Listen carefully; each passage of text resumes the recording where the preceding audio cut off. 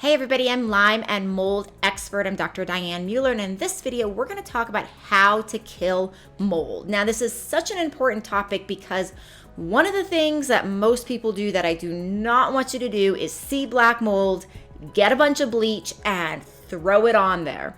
This will make the problem worse, and in this video, we are going to talk about why that is. So, black mold, you have to understand that black mold from a standpoint of being problematic to the human body, not all black mold is toxic to the human body. There are lots of different species of mold that are the color black, but the black mold that is actually toxic to the human body is called Stachybotrys.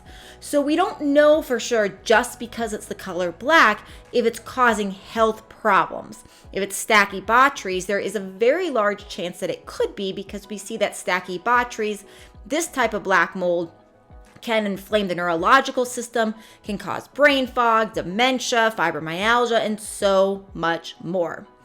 The reason why I caution you against taking bleach or vinegar or something like this and just throwing it on mold is because what happens? When you take bleach or vinegar and throw it on mold, it's almost like this kind of spraying of the spores that will wind up happening.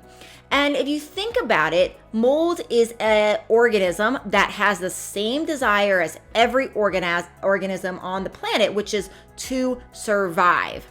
And so what happens when we throw bleach or vinegar on it, it allows those spores to disseminate.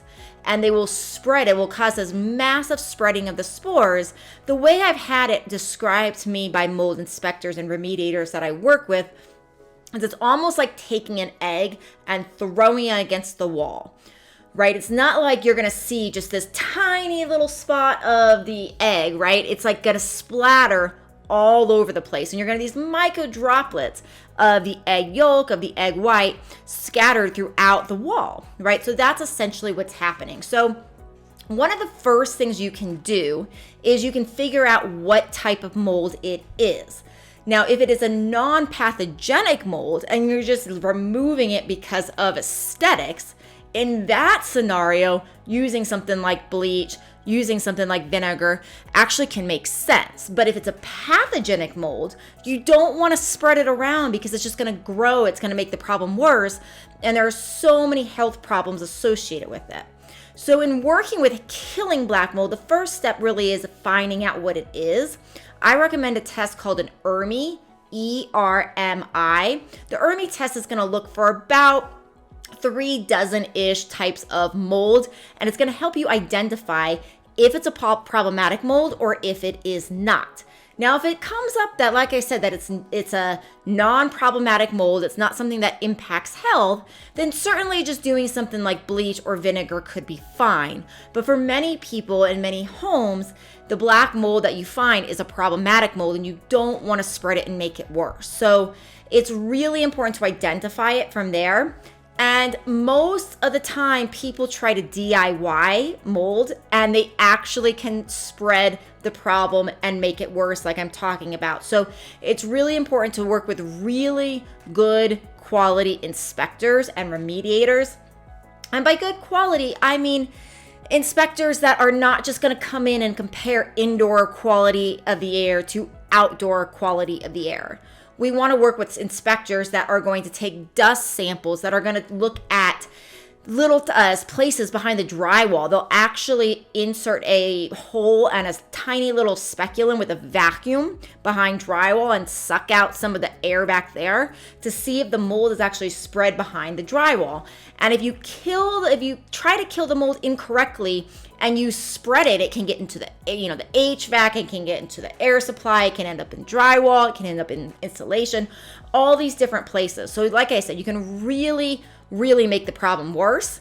So step 1, run the ERMI. Step 2, hire a good inspector and remediator to actually take care of the problem. A good inspector and remediators are going to isolate the problem after it's identified.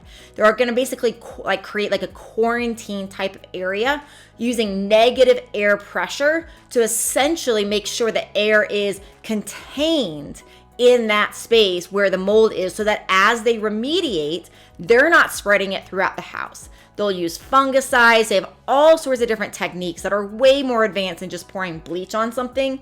So it's really important to get the professionals in for this one.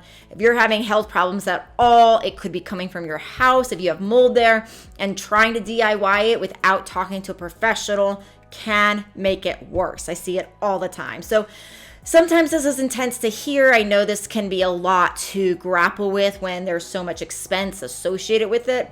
But the biggest thing is, if you're experiencing health problems, this kind of information can literally change your life. So I encourage you to take it seriously. If you want to work with us at my clinic, we work with people in these sorts of situations all the time that are having health-related issues due to mold, and support them with the support they need to make sure their house is safe. You can find information about us by booking a discovery call, which you can find in the show notes below. All right, everybody. See you next time.